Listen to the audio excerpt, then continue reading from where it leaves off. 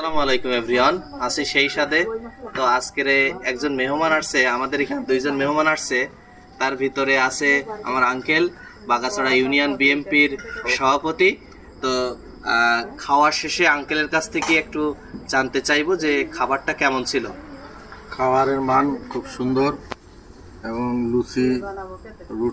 রুটির মানই ভালো এবং রান্নার পরিবেশগুলো এখানে ভালো। আমরা খেয়ে অনেকটা মজা পাইছি, আচ্ছা, স্বাদ পাইছি।